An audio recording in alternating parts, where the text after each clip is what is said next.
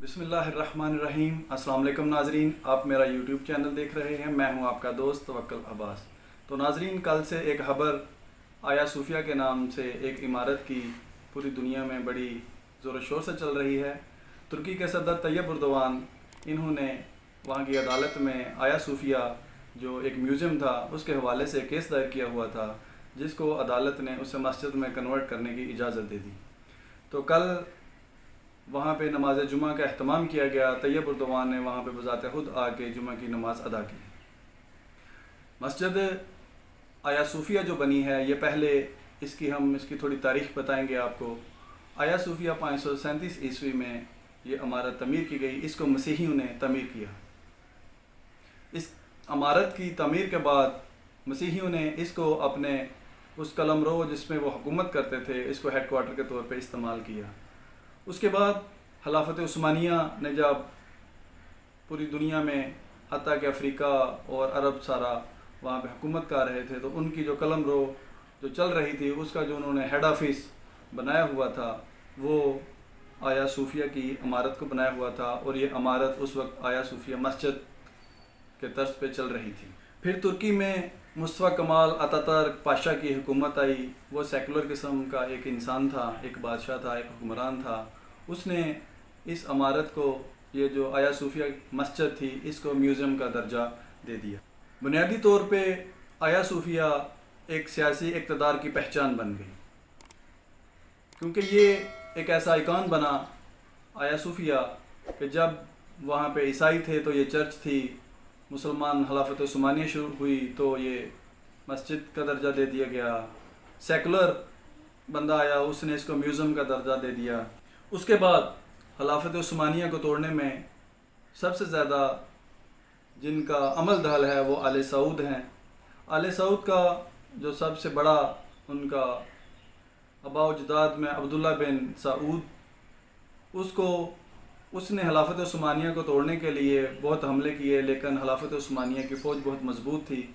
उसने वहाँ पे उनके सब हमलों को पिसपा कर दिया और उनको तय कर दिया। बाद में अब्दुल्ला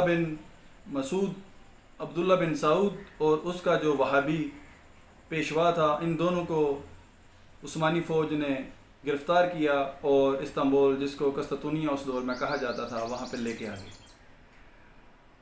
खिलाफत उस्मानिया का उस वक्त का जो हुक्मरान था, उसने अब्दुल्ला बिन सऊद और उस वहाबी आलिम दीन को मस्जिद सूफिया के सामने जो ग्राउंड थी वहाँ पे उन दोनों को फांसी दे दी गई।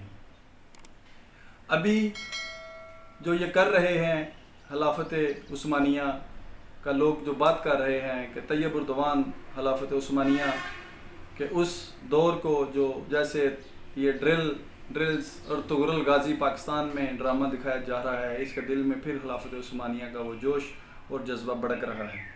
खिलाफत उस्मानिया को तोड़ने में जो बुनियादी किरदार अदा किया वो तो आले सऊद ने किया, लेकिन इसके साथ जो पुश्तपनाही थी, बेसिकली जिनका मगज़ था, वो बरतानिया था। जब ये चर्च थी आया सूफिया इमारत, तो ये ईसाइयों की हुकूमत की पहचान थी, और जब ये मस्जिद थी तो खिलाफत उस्मानिया की पहचान थी। अब जब ये म्यूज़ियम था तो लिबरलिज़म की पहचान थी।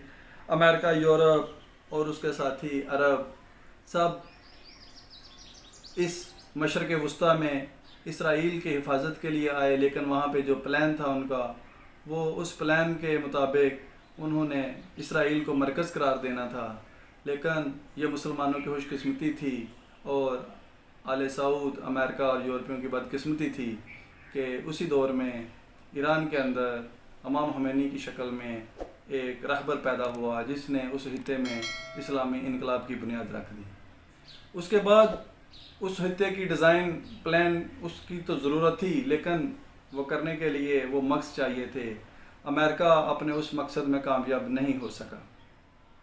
उसके बाद अभी तैयब उर्दवान जो ये प्लान कर रहा है कि हम इस खित्ते में अपनी मर्ज़ी की प्लानिंग करेंगे, इंजीनियरिंग करेंगे कि मशरक़ वस्ता का डिज़ाइन क्या होगा।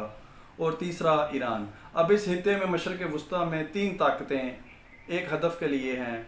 अमेरिका, यूरोपियन और अरब सारे मिलके इसराइल के लिए काम कर रहे हैं, जबकि तैयब उर्दवान اسلامی حکومت کا وہ نقشہ کھینچنا چاہتا ہے، بالکل اسی طرح جس طرح اسلامی خلافت عثمانیہ کا تھا۔ تیسرا فریق وہاں پہ ایران ہے، جو یہ کہتا ہے کہ جو بھی بندہ، جو بھی ملک یہاں پہ رہ رہا ہے، اس کے اپنے مفادات کے مطابق اس مشرق وسطیٰ کو ڈیزائن کیا جائے گا۔ پچھلے دنوں کچھ عرصہ پہلے ڈیل آف سینچری کی شکل میں آپ نے دیکھا کہ ان عربوں نے کیسے امریکہ کے ہاتھ پہ بیعت کی اور اسرائیل کے ہاتھ پہ بیعت کی کہ فلسطین کو نہیں ہونا چاہیے، لیکن یہ خدا کا وعدہ ہے کہ ایسا اب نہیں ہوگا۔ اس مشرق وسطیٰ کا نقشہ تو بدلا جائے گا، لیکن اس طرح بدلا جائے گا جس طرح ان لوگوں کا اپنا خیال ہے۔ آیا صوفیہ ایک بہت ہی اہم اس میں سنگ میل کا سفر طے کرے گی کہ کیسے طیب اردوغان اپنے معاملات کو آگے بڑھاتے ہیں۔ السلام علیکم۔